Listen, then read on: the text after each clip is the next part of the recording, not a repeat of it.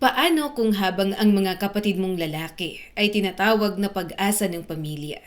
Ikaw namang babae ay pinalaking ang tanging silbi lang ay mag-asawa, magsilbi at manahimik. Paano kung bata ka pa lang, natuto ka ng mangarap ng palihim dahil bawat pangarap mo ay laging sinasabihang sayang lang? Ito ang kwento ni Mercy, isang anak na babae na lumaking hindi kailanman naging paborito, ngunit siya pa rin ang naging sandalan ng lahat. Pero bago natin simulan ang kwento ni Mercy, nais ko munang magpasalamat sa inyong patuloy na pagsuporta sa ating mga kwento. At syempre, shout out muna tayo. Victoria Ebora from Oriental Mindoro. Nerose Mix Channel from Istanbul, Turkey. Tess Vlog Channel from Hong Kong.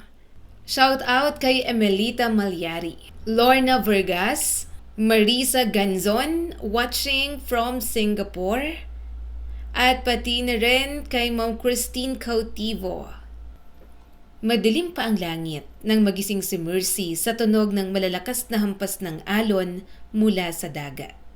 Manipis lang ang banig na hinihigaan niya, kaya ramdam niya agad ang lamig ng kawayan sa ilalim ng kanyang katawan. Sa isang sulok ng bahay, mahina niyang narinig ang pag-ubo ng kanyang ina habang nagsisiga sa lutuan. Dahan-dahang bumangon si Mercy upang hindi magising ang dalawa niyang nakababatang kapatid na katabi niya sa banig. 12 taong gulang pa lamang siya. Ngunit pakiramdam niya, matagal na siyang natutong gumalaw na parang matanda. Mercy! Mahina ngunit pagod na tawag ng kanyang ina mula sa kusina. Gumising ka na! Marami tayong lilinisin na isda bago mag-umaga. Gising na po ako, inay. Agad niyang tugon habang inaayos ang magulo niyang buhok. Tutulungan ko na po kayo. Saan ko po ilalagay ang mga palanggana? Doon sa tabi ng lababo. Bilisan mo ng kaunti dahil baka maunahan tayo sa pwesto sa palengke. Hindi rin maganda ang huli ngayon, kaya kailangan maaga tayong makapagtinda. Opo, inay. Humugot ng malalim na hininga si Mercy bago lumapit sa lutuan. Sumalubong agad sa kanya ang amoy ng bagong lutong huling galunggong at tulingan. Nakaupo ang kanyang ina sa mababang bangko habang mabilis na kinakaliskis ang mga isda gamit ang mapurol na kutsilyo. Sa kabilang bahagi ng bahay, malakas pa ring naghihilik ang kanyang ama. Napatingin si Mercy roon sandali. Nakahandusay ang lalaki sa papag, nakabukas ang polo at may bote pa ng gin sa tabi nito. Kahit sanay na siya sa ganoong tanawin, hindi niya maiwasang makaramdam ng bigat sa dibdib tuwing makikita niya iyon. Gabi-gabi na lamang umuuwi ang kanyang ama na amoy alak, saka matutulog hanggang tanghali, habang ang kanyang ina ay halos maputol na ang likod sa pagtitinda. Tahimik na naupo si Mercy sa tabi ng kanyang ina at nagsimulang maglinis ng isda. Mabagal ka yata ngayon, sabi ng nanay niya. Inaantok ka pa ba? Kaunti lang po, sagot ni Mercy. Nag-aral pa po kasi ako kagabi. May recitation po kami mamaya sa Sibika at Kultura. Hindi mo kailangan magpuyat sa kakaaral, sabi nito na may halong pag-aalala. Bata ka pa. Baka magkasakit ka niyan. Gusto ko lang po mataas ang score ko. Ayoko mapahiya kapag tinawag po ako ni Ma'am Lourdes.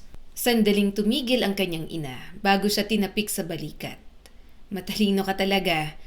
Mercy, ikaw ang pinakamatyaga sa inyong magkakapatid. Pero hindi mo rin naman kasi yan magagamit. Bakit naman po? Tanong ni Mercy. Umiling ang kanyang ina at muling nagkaliskis ng isda. Wala, magtrabaho ka na muna. Tahimik na lamang si Mercy, ngunit alam niyang may gustong sabihin ang kanyang ina na pinili nitong lunukin. Ganun naman palagi sa bahay nila.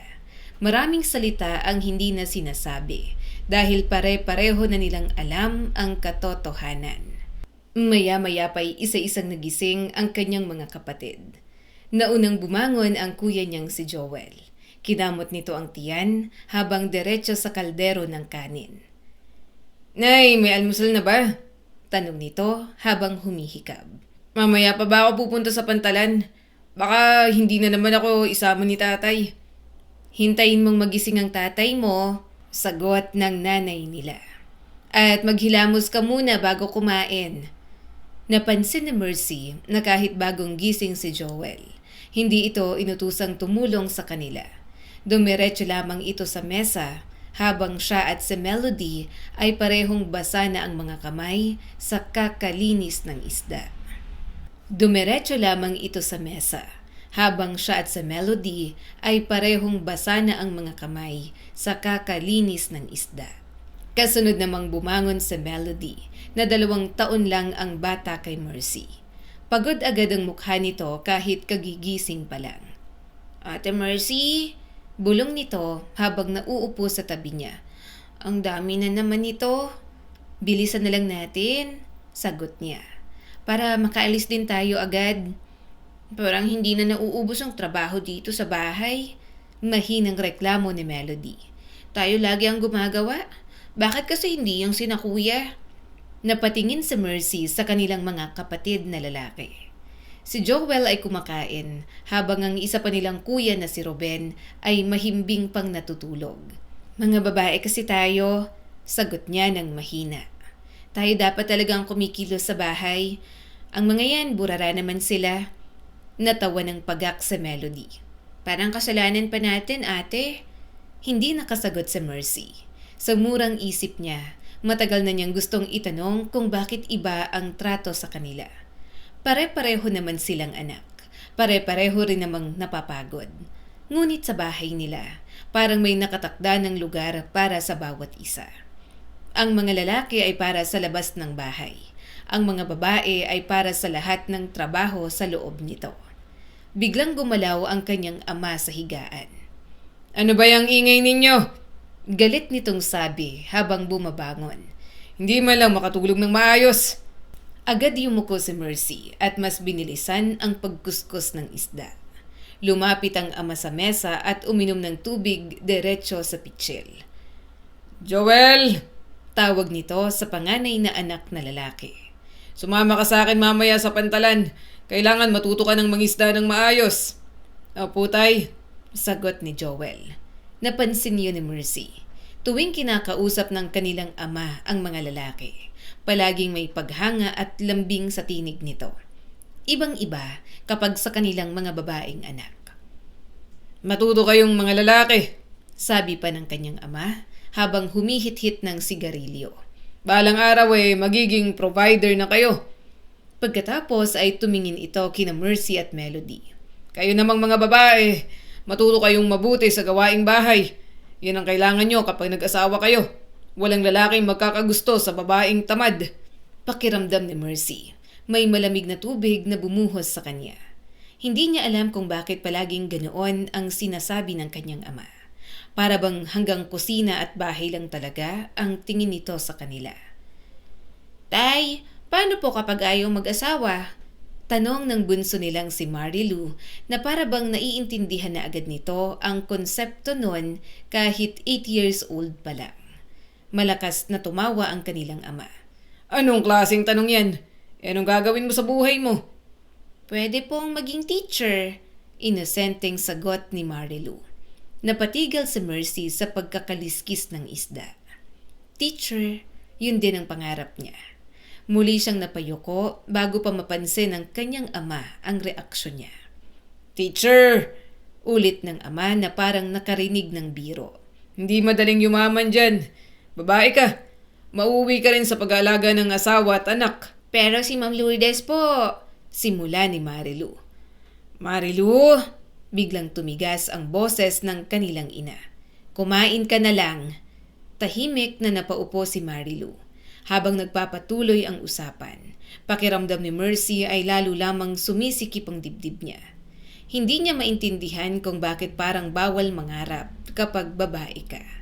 Tuwing nakakakita siya ng mga gurong maayos manamit at marunong magsalita sa harap ng klase, may kakaibang init siyang nararamdaman sa puso. Gusto rin niyang maging ganoon balang araw. Iginagalang, pinapakinggan at hindi minamaliit. Ngunit sa tuwing naiisip niya ang kanyang ama, parang kasalanan agad yon. Pagkatapos maglinis ng isda, sabay-sabay silang naglakad ng kanyang ina papunta sa palengke. Bitbit ni Mercy ang isang mabigat na banyera, habang si Melody naman ay may dalang timba ng yelo. Malamig pa ang hangin mula sa dagat, ngunit nagsisimula ng mamula ang silangan. Habang naglalakad sila, napansin ni Mercy ang ibang batang kaedad niya na naglalaro pa sa kalsada kahit maaga. "Napapagod ka na ba?" Tanong ng kanyang ina nang mapansin itong bumabagal siya. "Hindi po," mabilis niyang sagot kahit masakit na ang mga braso niya. "Kaya ko po." "Pasensya ka na anak, kailangan talaga natin magtrabaho." Agad umiling si Mercy. "Ayos lang po inay." At totoo naman yon, hindi siya galit sa nanay niya. Nakikita niyang ito ang pinakapagod sa kanilang lahat. Minsan nga, naiisip niya na baka hindi na alam ng kanyang inay kung ano ang pakiramdam ng magpahinga. Pagdating nila sa palengke, agad silang naglatag ng paninda. "Mercy, pagkatapos natin dito, dumiretso na kayo ni Melody sa eskwela. Saka mag-aral kayo ng mabuti." Napatingin siya rito. Bihirang sabihin ng nanay niya yon. "Opo, maaga pa naman po. Kaya po yan. Saka may event po sa school, kaya mamaya pa po kami papapasukin. Saka, inay, gusto niyo po ba talagang mag-aral kami?" Tanong niya bago niya mapigilan ang sarili. Napatigil ang kanyang ina. "Oo naman." "Kasi po," nag-alangan si Mercy. "Parang wala naman pong naniniwala na may mararating kami ni na Melody at Marilu." Mabagal na napabuntong hininga ang kanyang ina. "Hindi totoo yan. Ako, naniniwala ako sa inyo. Kaya lang minsan, mahirap mangarap kapag mahirap tayo. Saka ang mga babae, mawawalan din naman ng saysay ang pinag-aralan kapag nagkaroon na ng asawa." Habang nagtitinda sila, maya't maya ang sigaw ng mga tendero sa paligid. Mainit, maingay at amoy dagat ang buong palengke. Ngunit sa gitna ng lahat, napansin ni Mercy ang isang babae na dumaan malapit sa kanila. Nakasuot ito ng plantsadong blouse at may dalang mga libro. "Si Ma'am Lourdes," bulong niya. Napangiti ang guro nang makita siya. "Mercy, maaga ka na naman tumutulong sa nanay mo." "Opo, ma'am." Lumapit si Ma'am Lourdes sa pwesto nila at bumili ng ilang isda. "Napakatalino nitong anak ninyo, Aling Ami. Lagi siyang mataas sa klase, sabi ng ibang co-teachers ko." Naramdaman ni Mercy ang kakaibang saya sa dibdib niya. Gusto niyang marinig pa ang sasabihin ng guru niya. Opo," simpleng sagot ng kanyang ina. "Oo, mabilis siya matuto.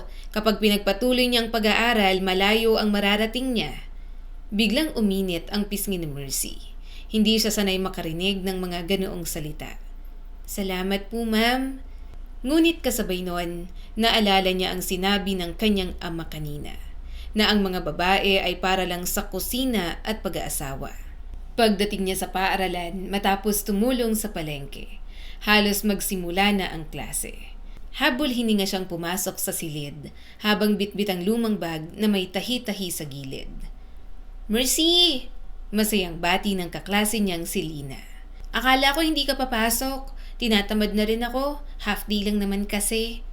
"Papasok pa rin ako," sagot niya habang nauupo. "Sayang ang lesson." Grabe ka talaga. Kahit pagod ka, hindi ka uma-absent." Bahagyang ngumiti si Mercy. Hindi kasi alam ni Lina kung gaano niya kamahal ang paaralan. Para sa kanya, ito lang ang lugar kung saan hindi siya basta anak na babae lang. Doon may pangalan siya, kakayahan at posibilidad na pilit sinasara sa kanilang tahanan. Mahina nang umiindayog ang lampara sa gitna ng kanilang bahay, habang patuloy na lumalalim ang gabi. Dumadagundong ang alon mula sa dagat, at paminsan-minsan ay may maririnig na tahol ng aso mula sa kalayuan. Nakaupo si Mercy sa tabi ng palangganang puno ng maruruming pinggan. Namumuti na ang mga daliri niya sa kakababad sa malamig na tubig. Ngunit hindi siya makapagpahinga hanggat hindi natatapos ang lahat ng gawain. Sa mesa sa likuran niya, malalakas ang tawanan ng kanyang ama at ng mga kainuman nito. "Pare!" sabi ng isa sa mga kaibigan ng kanyang ama, habang bumubuhos ng gin sa baso. "Ilan na ba ulit ang anak mo?" "6, sagot ng ama na halatang lasing na. 3 lalaki, 3 babae." "Maswerte ka pala," sabi ng isa pa. "May mag-aahon sa'yo sa hirap." Napatingin si Mercy ng bahagya habang patuloy sa paghuhugas ng pinggan. Kahit hindi siya tumitingin sa mga ito, malinaw na malinaw niyang naririnig ang bawat salita. "Oo naman," pagmamalaki ng kanyang ama. "Yung mga lalaki ko matitibay, matututong mangisda at magtrabaho. Kapag nag-aral, mas lalong malayo ang maaabot. Hindi ako pababayaan ng mga yun pagtanda ko." Yung mga babae?" tanong ng isa nilang bisita. "Mukhang masisipag din naman." Malakas na tumawa ang kanyang ama. "Mga babae. Sayang lang pera kapag pinag-aaral mo pang matagal ang mga yan. Mag-aasawa lang din naman at aalis." Napatigil sandali ang kamay ni Mercy sa pagsasabon ng plato. Pakiramdam niya ay biglang bumigat ang kanyang dibdib. Tahimik siyang yumuko upang walang makahalata. "Tama ka riyan," sabi ng isa pang lalaki. "Kapag babae, dapat marunong lang magluto at mag-alaga ng bata." "Kaya nga," dagdag pa ng ama ni Mercy habang humihigop ng alak. "Itong si Joel, Manuel at si Ruben, sila ang puhunan ko. Pero yung mga babae, problema pa minsan. Kailangang bantayan." Natawa ulit ang mga kainuman nito. Si Mercy naman ay parang unti-unting nawawala ng hangin. Hindi niya maintindihan kung bakit parang napakadaling sabihin ng kanyang ama ang mga ganoong salita. Para bang wala silang halagang mga babaeng anak. Para bang hindi nito nakikita kung gaano sila kapagod araw-araw at may pakinabang sila sa pamilyang yon. "Yang si Mercy," sabi pa ng kanyang ama matapos humithit ng sigarilyo. "Masunurin, marunong sa gawaing bahay. Hindi katulad ng ibang babae na puro arte. Maganda ba ang grades niyan?" tanong ng kaibigan nito. "Oo yata." Walang pakialam nitong sagot. "Pero anong silbi? Di naman mapapakain ng medalya ang pamilya." Naramdaman ni Mercy ang hapdi sa likod ng mga mata niya. Gusto niyang tumayo at sabihin na may silbi ang pag-aaral. Gusto niyang sabihin na hindi lang kusina ang kaya niyang gawin. Ngunit nanatili siyang tahimik habang kinukuskos ang sebo sa pinggan. Dahil sanay na siyang lunukin ang lahat. "Mercy!" Tawag ng kanyang ama ng mas malakas. "Bilisan mo nga dyan. Kanina ka pa." "Opo, tay," agad niyang sagot kahit nanginginig ang boses niya. Lumapit sa Melody na may hawak na tuwalya. "Ako narito sa iba, ate." "Ayos lang," sagot ni Mercy habang pilit nang umiti. "Ako na, matatapos din naman." "Narinig mo ba sila?" tanong ni Melody ng mahina. Bahagyang tumango si Mercy. "Totoo kaya yon?" dagdag ni Melody.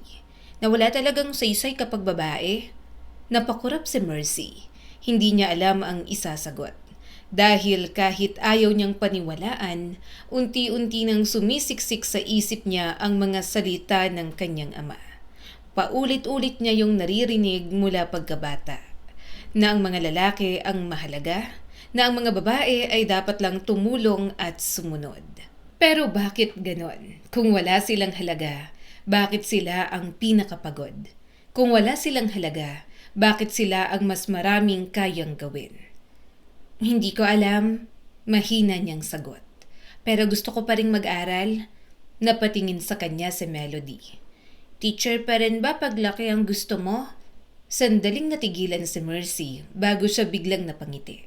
"Oo, gusto ko pa rin." Hindi na nagsalita si Melody, ngunit nakita ni Mercy ang lungkot sa mukha nito. Alam niyang may mga pangarap din ang kapatid niya noon. Ngunit habang tumatagal, parang natututo na itong tanggapin na hindi lahat ng pangarap ay pinapayagang mabuhay. Kinabukasan, maaga na namang nagising si Mercy para tumulong sa bahay bago pumasok sa paaralan. Mabigat pa rin ang dibdib niya dahil sa narinig kagabi. Habang nagwawali siya sa sahig, paulit-ulit na bumabalik sa isip niya ang sinabi ng kanyang ama. "Sayang lang ang pera kapag babae. Napabuntong hininga si Mercy. Paano naging sayang kung may kaya rin naman kaming gawin? Parang kutsilyo, paulit-ulit na tumutusok sa kanya lahat ng ideyang yon. Pagdating niya sa eskwela, agad siyang sinalubong ni Lina. Mercy! Masiglang bati nito. Perfect ka na naman sa quiz. Talaga? Tanong niya kahit wala siyang gana. Oo, ikaw na yata ang pinakamatalina sa section natin. Napangiti siya ng kaunti, ngunit mabilis ding nawala yon. Dati, sapat na ang matataas niyang grado para sumaya siya. Ngunit ngayon, pakiramdam niya ay may kung anong humihilap pababa sa kanya. Parang kahit anong sipag ni Mercy, hindi rin naman magbabago ang tingin ng kanyang ama. Sa loob ng classroom, nagsimula ang kanilang aralin sa Filipino. Habang nagtuturo ang guro, pilit na nakikinig si Mercy kahit magulo ang isip niya. Class, sabi ng guro nila habang naglalakad sa harap. Malapit na kayong magtapos ng elementarya. Kailangan niyo ng pag-isipan ang gusto niyong maging paglaki. Nagkatinginan ang mga estudyante. May nagsabing gusto nilang maging pulis, maging nurse at mga gustong magtrabaho sa Maynila. Mercy, tawag ng kanilang teacher. Ikaw, ano ang gusto mo? Unti-unti siyang tumayo. Gusto ko pong maging teacher. Ngumiti naman ito. At bakit naman? Kasi po, gusto kong maging katulad nyo, yung marunong magsalita sa harap at maraming natutulungan. Gusto ko pong magturo balang araw. Gusto ko pong may matutunan din ng ibang bata, lalaki man o babae, dahil sa akin. Saka po, kapag teacher po kasi, parang nire-respeto sila ng mga tao. Mabagal na tumango ang kanilang teacher. Napakagandang pangarap niyan, Mercy. May kakaibang init na kumalat sa dibdib niya nang marinig yon. Hindi katulad sa bahay nila, walang pangmamaliit sa boses ng kanyang guro. Alam mo, kaya mong maabot yan. Sa totoo lang, gusto kitang irekomenda sa high school sa bayan. Magandang records mo. Sayang kung hindi mo ipagpapatuloy ang pag-aaral. Napatitig sa Mercy. Parang biglang luminaw ang buong paligid niya. Hindi pa napag-uusapan sa bahay kung mag-high school siya. Pero sa sinabi ng guro, nagkaroon siya ng munting pag-asa. Talaga po? Halos pabulong niyang sabi. Oo, sagot nito. Kailangan mo lang kumbinsihin ang mga magulang mo. May scholarship program din naman para sa mas mahusay na estudyante. Sinasabi ko to sa'yo kasi alam kong ikaw ang pinakamagaling sa klase. At syempre medyo hikahus kayo sa buhay. Pakiramdam ni Mercy ay gusto niyang umiyak sa saya. Iniisip niya ang sarili niyang nakasuot ng maayos na uniforme sa high school. Naiisip niyang may dala siyang maraming libro. Naiisip niyang balang araw, baka pwedeng ang magbago ang kanyang buhay. Baka hindi habang buhay na ganon. Pagkatapos ng klase, halos lumilipad ang mga paa niya pa uwi. Bakit parang ang saya mo? Tanong ni Melody nang makita siya. May sinabi sa akin yung teacher ko, Melody. Excited niyang sagot. Pwede raw ako mag-aral sa bayan pagkatapos ng elementarya, basta maipasa ko yung scholarship. Talaga? Nanlaki ang mata ni Melody. Ang layo nun ah. Oo, pero may scholarship daw. Napangiti siya. Baka pwede naman kahit malayo. Gusto ko talagang mag-high school. Ngunit habang papalapit sila sa bahay, unti-unting bumabalik ang kaba sa dibdib ni Mercy. Kailangan niyang sabihin sa kanyang ama.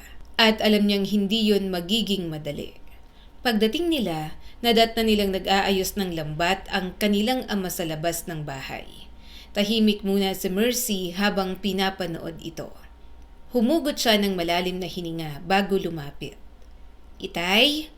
Hindi agad tumingin ang kanyang ama. Ano? May sinabi po kasi si ma'am sa akin. Nag-ipon muna ng lakas ng loob si Mercy. Sabi po niya maganda raw po kung mag-high school ako sa bayan. Pwede raw po ako makakuha ng scholarship dahil mataas ang grades ko. Napatigil ang kanyang ama sa pag-aayos ng lambat. Dahan-dahan itong tumingin sa kanya. At bakit ka pa mag-aaral sa bayan? Gusto ko po kasing maging teacher balang araw. Teacher! Ulit ng kanyang ama. Sino naglagay ng ideyang yan sa ulo mo? Pangarap ko po talaga. Pangarap, biglang putol nito. Mercy, makinig ka sa akin. Mahirap tayo. Wala tayong perang pangpaaral sa kung saan saang bayan. Pero itay, nanginginig niyang sabi. May scholarship naman po. Kahit na, Matigas nitong sagot. magastos pa rin yan, saka babae ka. Hindi mo kailangan mag-aral ng matagal. Sayang lang sa panahon at sa pera. Wala namang mapapala sa'yo. Pakiramdam ni Mercy ay unti-unting lumalamig ang buo niyang katawan. Pero gusto ko po talagang makatapos at maging teacher, itay. At pagkatapos, Taas noong sabi ng kanyang ama. mag-aasawa ka rin naman balang araw. Iiwan mo rin ang pamilyang ito. Mas mabuting matuto ka na lang ng gawaing bahay kaysa magsayang tayo ng panahon. Parang may mabigat na bagay na bumagsak sa dibdib ni Mercy. Itay, kaya ko naman pong pagsabayin. Saka hindi naman po ako mag-aasawa agad. Marami po akong pangarap. Hindi na. Mariing sabi nito. Tama na yung pag-iilusyon mo. Pagkatapos mo ng elementary, tutulong ka na rito ng buo. Kita mo yung inay ninyo. Namamayat na kaya tutulong na kayo. Hindi na siya nakapagsalita. Pakiramdam niya ay may bumara sa lalamunan niya. Tahimik siyang tumango bago dahan-dahang umatras. Habang pumapasok siya sa loob ng bahay, pakiramdam niya ay may bahagi ng sarili niyang unti-unting nadudurog.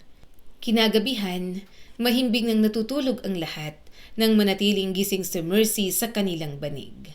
Katabi niya sina Melody at Marilu na parehong pagod na pagod mula sa maghapong gawain. Mula sa labas, naririnig niya ang mahinang ugong ng dagat at ang paghuni ng mga kuliglig. Bakit ba ganito? May kaya rin naman kaming gawing mga babae Marami kaming kayang gawin pero bakit inaasahan nila na gagawa lang kami ng kaunti? Dahan-dahang pumatak ang luha niya papunta sa unan. Pinilit niyang hindi humikbi upang hindi magising ang kanyang mga kapatid. Simula ng araw na yon, parang nawala na siya ng ganang mangarap pa. Pinanghinaan na talaga siya ng loob. Mercy! Mahinang tawag ng kanyang ina habang inaalog ang balikat niya. Bumangon ka na, marami tayong gagawin. Agad siyang napamulat kahit mabigat pa ang mga mata niya.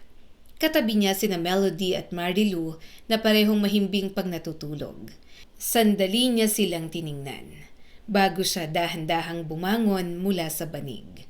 Opo, inay, paos niyang sagot. Paglabas niya sa maliit nilang silid, sumalubong agad ang malamig na hangin mula sa dagat.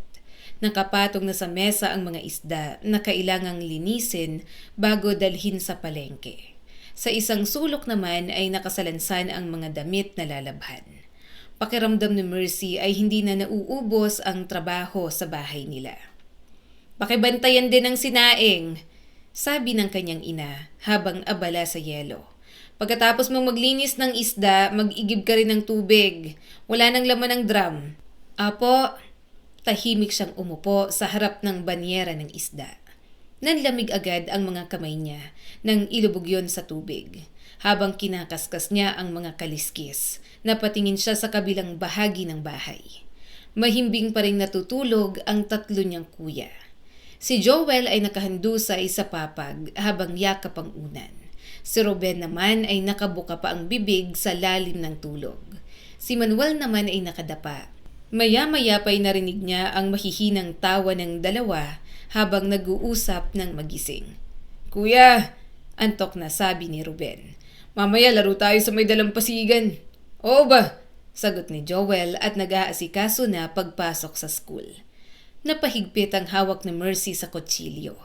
Hindi niya maintindihan kung bakit parang napakadali para sa mga ito ang magpahinga at mag-aral. Pare-pareho naman silang anak. Pare-pareho rin silang nag-aaral. Pero bakit siya? Pagising pa lang, pagod na agad. Ate Mercy, tawag ni Melody habang lumalapit at kinukusot ang mata. Ang aga mo na naman. Kailangan sagot niya habang patuloy sa paglilinis. Marami raw gagawin. Umupo si Melody sa tabi niya at nagsimulang tumulong. Bakit kasi hindi na lang sina kuyang mga gumawa? Ang laki-laki ng katawan nila, mas kaya nila to kasi lalaki naman sila. Napatingin si Mercy sa mga kapatid nilang lalaki. May punto naman nga si Melody. Bakit kahit mabibigat na bagay, sa kanilang mga babae pa pinapagawa? Matagal na rin niyang iniisip yon. Ngunit habang tumatagal, parang nagiging normal na ang lahat. Normal na ang mga babae ang gigising ng maaga. Normal na silang magluluto, maglalaba, mag-iigib at magtitinda. Normal na ang mga lalaki ay maglalaro sa labas pagkatapos kumain. Tatambay o minsan ay tutulong sa kanilang ama sa pangingisda o sa pagpapastol ng baka. Kumilos na lang tayo, Melody. Baka pagalitan pa tayo kapag hindi natin to natapos. Saad ni Mercy.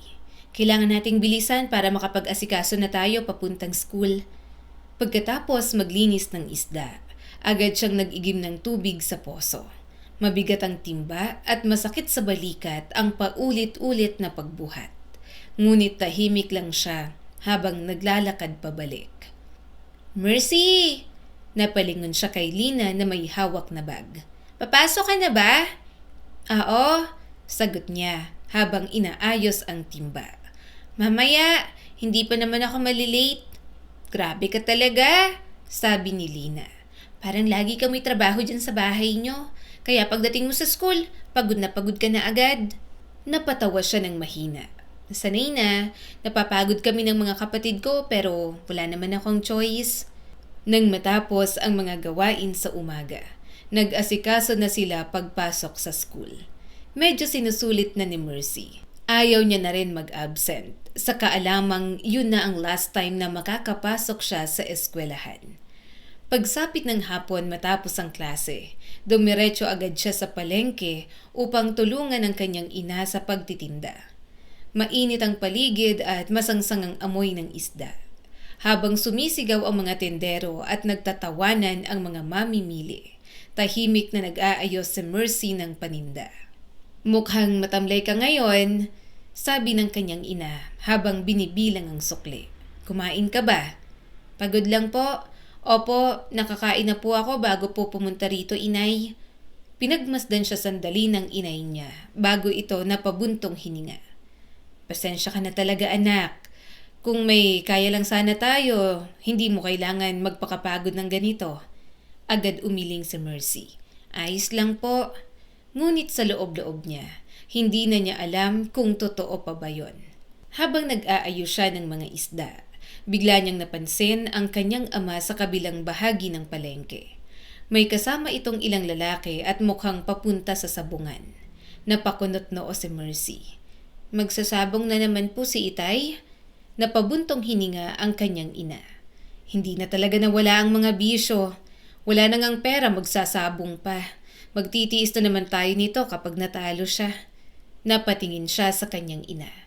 Pakiramdam ni Mercy, kahit ito ay walang boses sa tahanan nila. Ilang linggo matapos ang pagtatapos ni Mercy sa elementarya, tila mas naging tahimik siya sa bahay nila. Hindi na siya gaanong nagsasalita habang nagluluto o naglalaba. Hindi na rin siya sumasabay minsan sa kwentuhan ni na Melody at Marilu bago matulog. Ngunit kahit tahimik siya, hindi naman nawala ang pangarap niyang mag-aral. Tuwing naiisip niyang hanggang elementarya na lamang siya, parang may mabigat na kamay na sumasakal sa dibdib ni Mercy. Kaya kahit sinabi na ng kanyang ama na hindi na siya mag-aaral, palihim pa rin siyang umaasa na baka may magbago. Kaya lang mukhang gusto pang kontrolin ito ang buhay niya. Magpakasal na lang yang si Mercy sa anak ni Paring Jun, saad ng kanyang ama isang gabi. Tapos na naman ang elementary yan. Natigilan si Mercy sa pagkain. Po? Tay, bata pa po ako. Ano naman? Saka bata ka pa ba? Nire-regla ka na. Pwede na yan. Mag-asawa ka na lang para hindi ka napabigat dito. Saka yung anak ni Jun, may lupa yon at maraming baka. Mabubuhay ka ron basta maayos kang asawa. Hindi na napigilang sumabat ng ina ni Mercy. Tigilan mo na nga si Mercy. Ano ka ba naman? 13 pa lang yung anak natin. Saka ang tanda-tanda ng anak ni Jun. Naiinis na lumingon ang ama niya sa kanyang ina. Ano ba ang mali? Yung nanay ko nga 13 din nag-asawa. Saka ano naman kung matanda? Mabubuhay niya naman si Mercy. Natahimik na lang si Mercy habang kumakain. Parang maiiyak na siya. Hindi niya yun gusto. Hindi niya gustong magpakasal lang ng ganun kaaga. At mukhang hindi lang siya nag-iisip dahil maging ang kanyang ina, parang hindi na rin mapakali. Nararamdaman niya na may gusto itong gawin para sa kanya. Kaya isang gabi, habang naghihiwa sila ng gulay ng kanyang ina sa kusina, bigla itong nagsalita. Mercy, kung talagang gusto mong magpatuloy sa pag-aaral, agad na patingin si Mercy dito. Ano po yun, inay? Huminga muna ng malalim ang kanyang ina bago nagsalita ulit. Nakausap ko kasi ang tita Fe mo. Sabi niya pwede ka raw tumira sa kanila, malapit sa bayan para makapag-high school ka. Nanlaki agad ang mga mata ni Mercy. Talaga po? Oo, may kantin kasi sila malapit sa school. Kung tutulong ka raw sa trabaho ron, papayagan ka nilang doon habang nag-aaral ka. Pakiramdam ni Mercy, biglang lumiwanag ang buong paligid. Hindi niya halos marinig ang sumunod na sinabi ng kanyang ina dahil sa bilis ng tibok ng puso niya. Hindi madali ang magiging buhay mo ron, dagdag nito. Magtatrabaho ka rin, hindi ka pwedeng maging pabigat. Apo, mabilis niyang sagot. Kaya ko po, kahit ano pong trabaho basta makapag-aral po ako. Napatingin sa kanya ang kanyang inay. Totoo ba talaga na gusto mong mag-aral ng ganon? Parang may bumara sa lalamunan ni Mercy. Apo inay, gustong gusto ko po talaga. Tahimik siya nitong tinitigan bago ito bahagyang napangiti. Pagod pa rin ang mukha nito, ngunit may kakaibang lambot sa mga mata. Kinagabihan, hindi siya agad nakatulog. Habang nakahiga siya sa banig katabi sina Melody at Marilu, paulit-ulit niyang iniisip ang bayan. Iniisip niya ang malaking paaralan na pwede niya ng pasukan. Pakiramdam niya'y may maliit na pintong bumukas para sa kanya. Ate Mercy, bulong ni Melody sa dilim. Gising ka pa? Oo. Totoo bang aalis ka na? Narinig ko pinag-usapan niyo ni inay kanina. Kay Tita Fe ka titira? Ang layo nun. Oo. Napangiti siya ng bahagya. Pero makakapag-aral ako. Yun ang gusto ko, Melody. Mamimiss kita kapag umalis ka na, ate. Mahina nitong sabi. Kumirot agad ang dibdib ni Mercy. Mamimiss din kita. Kayo ni Marilu. Kapag naging teacher ka na, dagdag ni Melody habang nakatingin sa bubong. Huwag mo kaming kalimutan. Biglang uminit ang mga mata ni Mercy. Pero dinaan niya na lang sa tawa. Malayo pa sila sa katotohanan pero at least may pag-usad na siyang ginagawa. Ilang araw pagkatapos noon, dumating ang araw ng pag-alis niya. Hindi niya alam kung paano napapayag ng ina ang kanyang ama. Pero wala nang pakialam si Mercy. Hanggang sa sandaling yon, may hinanakit pa rin siya sa ama. Maaga siyang nagising habang madilim pa ang paligid. Habang inaayos niya ang kakaunti niyang gamit sa lumang bag, hindi niya maiwasang kabahan. Halo-halo ang nararamdaman niya. Takot, pananabik at lungkot. Mag-iingat ka ron, sabi ng kanyang ina habang inaayos ang kowelyo ng damit niya. Huwag kang sasagot-sagot sa tita Fe mo. Apo, at magtatrabaho ka ng maayos, dagdag pa nito habang pinipilit ng umiti. Napayuko si Mercy. Kahit natatakot siya, nangako siyang titiisin niya ang lahat. Dito na tayo, sabi ng kanyang ina, nang huminto sila sa isang maliit na kantin sa gilid ng kalsada. May malaking karatulang nakasabit sa harap at nakalagay ang Fest Eatery. Lumabas agad ang kanyang tiyahin mula sa loob. Oy, Mercy! Malakas nitong bati. Lumaki ka na pala. Magandang hapon po, mahiyain niyang sagot. Tingnan mo nga naman. Tiningnan siya nito mula ulo hanggang paa. Mukhang masipag naman. Ngumiti ng pilit si Mercy. Fe, sabi ng kanyang ina, pakipasensyahan mo na kung minsan mahina pa yan. Bata pa kasi. Naku, mabilis na sagot ng kanyang tiyahin. Kung gusto niyang mag-aral dito, kailangan matuto siyang kumayod. Opo, sabi agad ni Mercy. Tutulong po ako. Tingnan natin. Hindi niya alam kung bakit. pero may kung anong kaba agad siyang naramdaman sa paraan ng pagsasalita ng kanyang tiyahin. Ngunit mabilis niyang itinulak yun palayo. Basta makapag-aral siya, yun lang ang mahalaga. Unang gabi niya palang roon ay halos hindi na siya agad nakapagpahinga. "Mercy!" Tawag ng tiyahin habang naghuhugas siya ng plato. "Gigising ka ng maaga bukas, ha?" "Opo. Mga 4:00 pa lang, dapat nagluluto na tayo ng ulam. At huwag kang mabagal kumilos, marami tayong customers sa umaga." Tumango agad si Mercy. "Opo." Paulit-ulit lang siyang tumatango habang kumikirot na ang mga braso niya sa pagod. Mula sa isang sulok, nakita niya ang dalawa niyang pinsan na sina Karen at Jojo. Pareho lamang nakaupo habang nanonood ng telebisyon at kumakain ng chichirya. "Ma!" Reklamo ni Karen. "Mainit dito. Paki-on naman ang electric fan." Napatingin si Mercy sa mga ito. Halos magkasing edad lang sila. Pero habang siya'y naghuhugas ng sandamakmak na plato, ang mga ito ay nagpapahinga lamang. May kung anong kumirot sa dibdib niya, ngunit pinili niyang manahimik. Kinabukasan, 4:00 pa lang ng madaling araw, ginising na si Mercy ng kanyang tiyahin. "Mercy!" Malakas nitong tawag habang kinakatok ang pinto. "Bumangon ka na!" Agad siyang napabangon kahit kulang pa ang tulog niya. "Apo, bilisan mo, ang dami pang huhugasan." Namumungay pa ang mga mata niya habang naglalakad palabas ng maliit niyang hinihigaan sa likod ng kantin. Pagdating niya sa kusina, nakasalansa na agad ang malalaking kaldero. "Pakikuskus mabuti," sabi ng kanyang tiyahin. "Ayokong may mantika at pagkatapos niyan mag-igib ka na ng tubig sa poso. Pagkatapos maghiwa ka na ng sibuyas at bawang." Tahimik lang siyang tumango. Habang kumikis-kis siya ng kaldero, ramdam niya ang hapdi ng mga daliri niya. Nanginginig pa ang mga kamay ni Mercy sa antok, ngunit hindi siya makapagpahinga.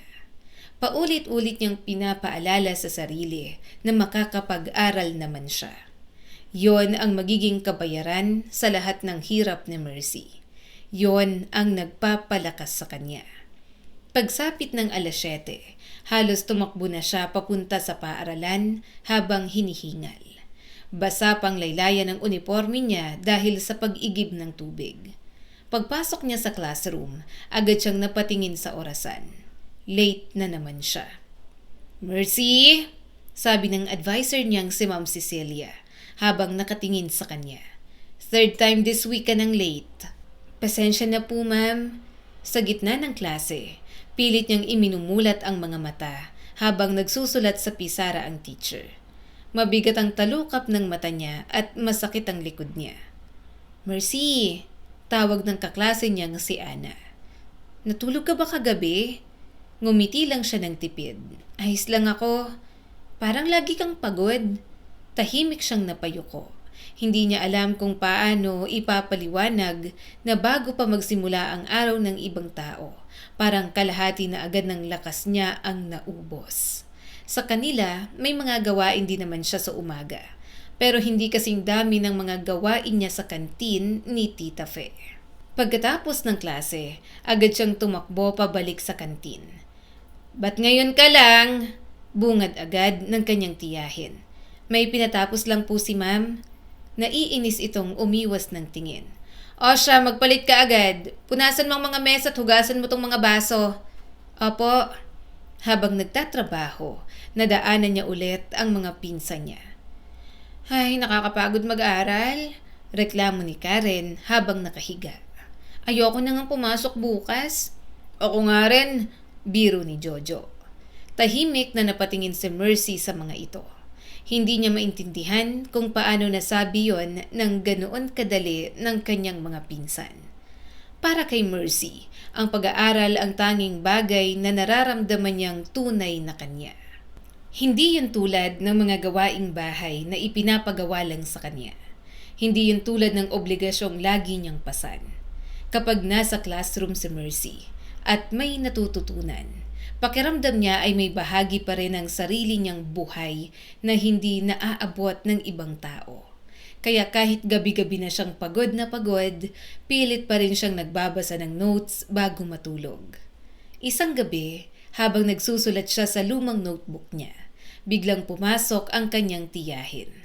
"Hindi ka pa natutulog?" May assignment pa po kasi." Lumapit ito at tiningnan ang notebook niya. "Mercy, wag mong kalimutan na ang dahilan kaya ka nandito ay para tumulong sa kantin. Mamaya late kang magigising." "Hindi po." Napairap si Tita Fe. "Kung babagsak ka sa trabaho dahil sa kakaaral mo, uuwi ka rin sa inyo." Biglang kumabog ang dibdib ni Mercy. Hindi naman po. Ginagawa ko naman po ng maayos ang trabaho ko sa kantin, tita." Ayaw niyang umuwi.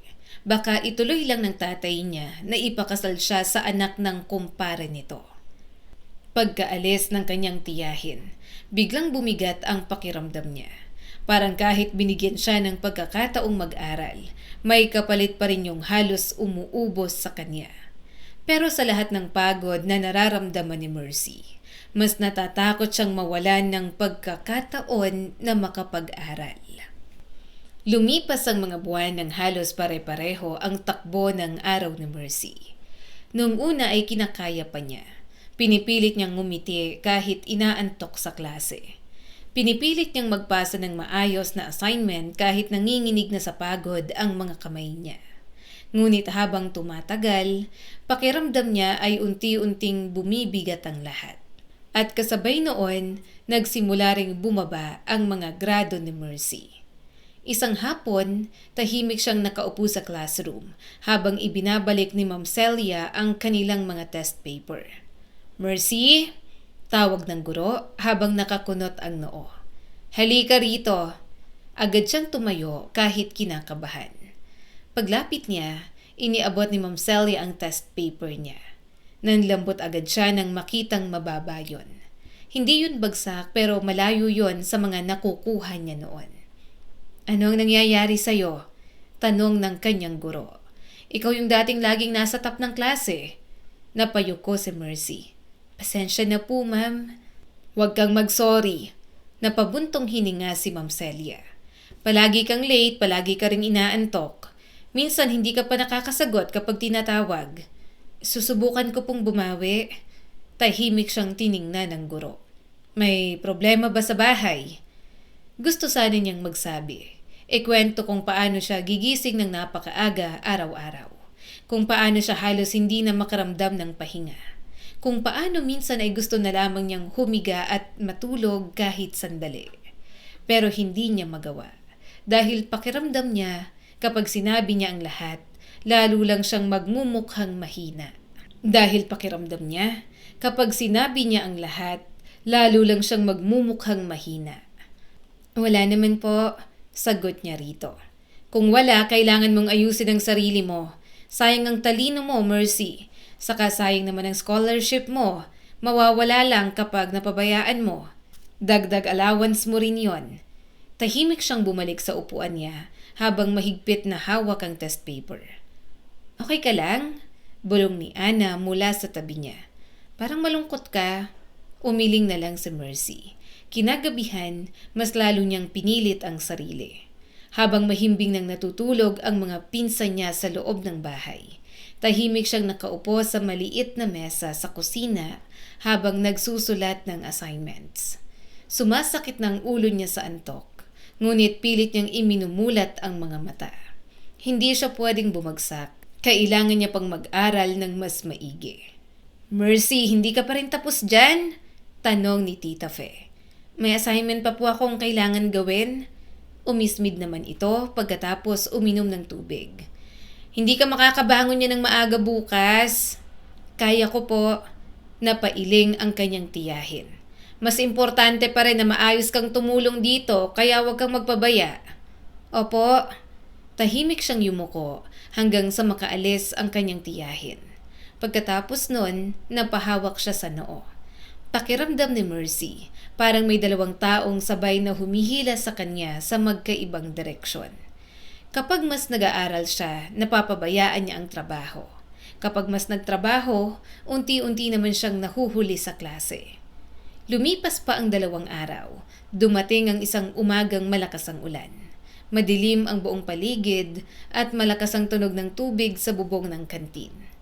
Medyo nilalamig na si Mercy habang mabilis na naghuhugas ng sandamakmak na plato sa likod. "Bilisan mo!" sigaw ng tiyahin niya mula sa harap. "Marami pang customer!" "Apo!" Mas bumilis pa ang pagkuskus niya kahit namamanhid na ang kanyang mga kamay sa lamig ng tubig.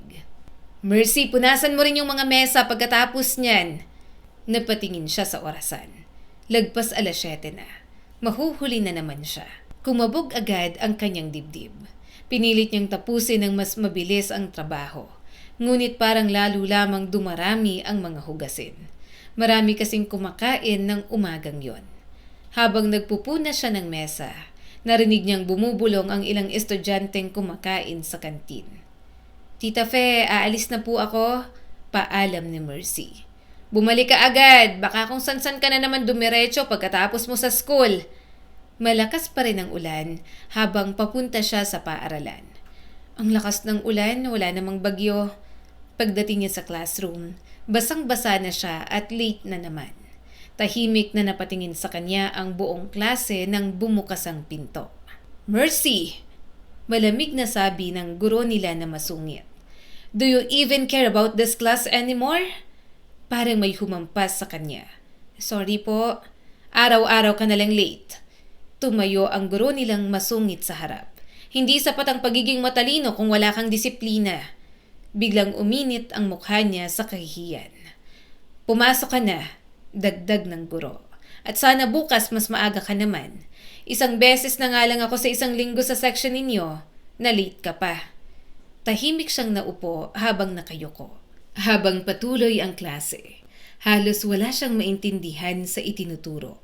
Paulit-ulit lang sa isip niya ang sinabi ng guro. Kung alam lang sana ng mga ito kung gaano niya ipinaglalaban ang pag-aaral araw-araw. Ngunit habang nakatingin si Mercy sa mga kaklase niyang maayos ang uniforme at mukhang kompleto sa tulog, biglang may sumiksik na tanong sa isip niya. Paano kung hindi talaga para sa kanya ang edukasyon? Paano kung tama ang sinasabi ng ama niya noon? Paano kung ang mga taong tulad niya ay hanggang pagiging may bahay lang talaga? Pagkatapos ng klase, tahimik siyang naglakad pauwi sa kantin. Pagdating niya roon, agad siyang nagpalit ng damit at nagsimulang maghugas ng pinggan. "Mercy!" tawag ng tiyahin niya. "Huwag mong kalilimutan yung bigas sa likod at pagkatapos mo dyan magwalis ka." "Apo." Paulit-ulit na lamang ang mga utos. Kinagabihan, matapos ang mahabang araw, tahimik siyang nag-aaral sa maliit niyang higaan sa likod ng kantin. Pagod na si Mercy. Halos hindi na niya maigalaw ang mga mata niya sa antok. Ngunit pinilit pa rin niyang magbasa. Maya-maya, narinig niya ang boses ng tiyahin niya mula sa kusina. "Alam mo, ang hirap ding may dagdag na bibig dito sa bahay." Bahagyang natigilan si Mercy. Tahimik siyang nanatili sa higaan habang nakikinig. Akala yata ng mga ito ay tulog na siya. Anong oras na rin naman kasi? Tumutulong naman siya," sagot ng asawa ni Tita Fe. "Oo, pero malakas din kumain." Napabuntong hininga ang tiyahin niya. "Halos siyang makaubos ng kanin sa kaldero. Patay gutom." Parang may mabigat na bagay na bumagsak sa dibdib ni Mercy. Malakas siyang kumain kasi pagod siya. Doon na lang siya bumabawi ng lakas. Patay gutom na pala ang tingin sa kanya. "Hindi biro ang gastos ngayon," tumikhim ang kanyang tiyahin. "Minsan nga naiisip ko kung sulit ba talagang pinag-aaral pa siya rito." Biglang nanlamig ang buong katawan ni Mercy. Pakiramdam niya ay hindi siya makahinga. Tahimik lang siyang nakahiga habang nakatitig sa madilim na kisame. Nagpapakapagod naman si Mercy para sa mga ito. Lahat ng trabahong pinapagawa ng mga ito, ginagawa niya. Lahat ng pagpipigil, ginagawa niya para lamang huwag maging pabigat. Pero sa huli, pabigat pa rin pala ang tingin sa kanya. Unti-unting pumatak ang luha ni Mercy sa manipis na unan. Bakit ba Ang hirap-hirap ng buhay. Mula nang marinig ni Mercy ang usapan ng kanyang tiyahin tungkol sa pagiging pabigat niya sa bahay, palagi na lang niya yung iniisip. Gusto niyang magsumbong sa kanyang inay, pero para saan pa? Siya rin naman ang may gusto nun. Kung babalik naman siya sa kanila, hindi siya makakapag-aral. Baka matuloy pa na ipagkasundo siya sa anak ng kumpare ng kanyang ama. Hanggang isang oportunidad ang nagbukas para kay Mercy. "Fe!" Tawag ng kaibigan ng tiyahin niya habang pumapasok. "Nandyan ka ba?" "Oo, Mare. Halika rito." Sagot ng kanyang tiyahin mula sa kusina. Tahimik lang si Mercy habang nagpapatuloy sa pagpupunas. Ngunit hindi niya maiwasang marinig ang usapan ng dalawa. "May hinahanap kasi yung amo ng kapatid ko sa Maynila," sabi ng kumare nito habang umiinom ng tubig. "Helper sa bahay nila, yung masipag sana at marunong sa bahay." Napahinto sandali ang kamay ni Mercy. "Talaga?" Mabilis na tanong ng tiyahin niya. "Oo, incheck yung pamilya. Mabait naman daw." Tahimik na yumuko si Mercy at nagkunwaring walang naririnig. Ngunit hindi niya napigilan ang mabilis na tibok ng puso niya. Paano kung siya na lang? Pwede siguro na doon na lang siya.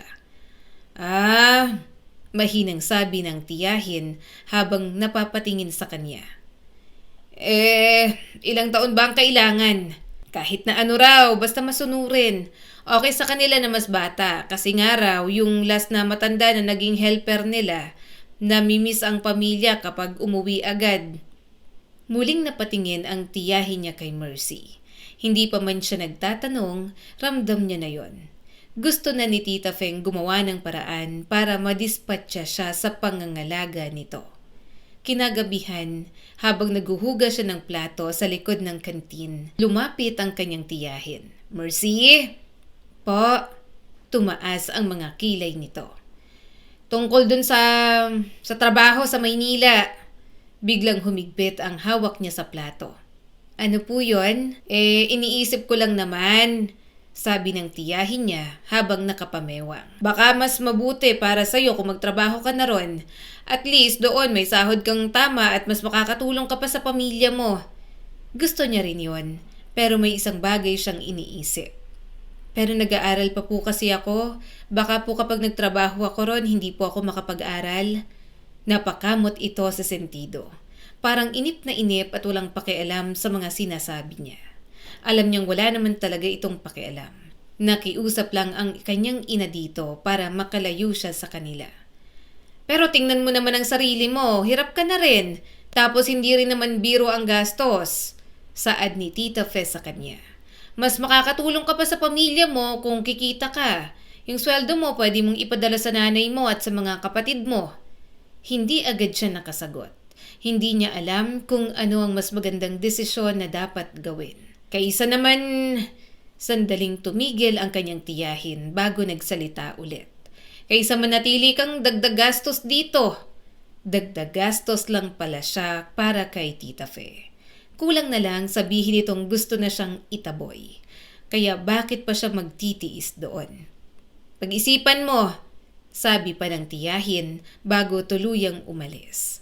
Naiwan si Mercy habang nakatitig sa tubig na may bula ng sabon. Napabuntong hininga na lang siya. Kinagabihan, hindi siya nakatulog. Nakahiga lang siya sa manipis niyang higaan habang nakatitig sa kisame. Paulit-ulit sa isip niya ang sinabi ni Tita Fe. Tama siya, mas makakatulong ako kung kikita ako. Pumikit siya ng mariin. Pero paano ang pag-aaral ko? Ayokong tumigil. Kapag sa iba ako na masukan, baka hindi ako payagang mag-aral. Kahit gaano siya kapagod, kapag nasa classroom at may hawak na libro si Mercy, pakiramdam niya ay may bahagi pa rin ng sarili niyang hindi tuluyang nawawala. Ngunit habang iniisip niya ang kanyang pamilya sa probinsya, unti-unti ring bumibigat ang dibdib ni Mercy.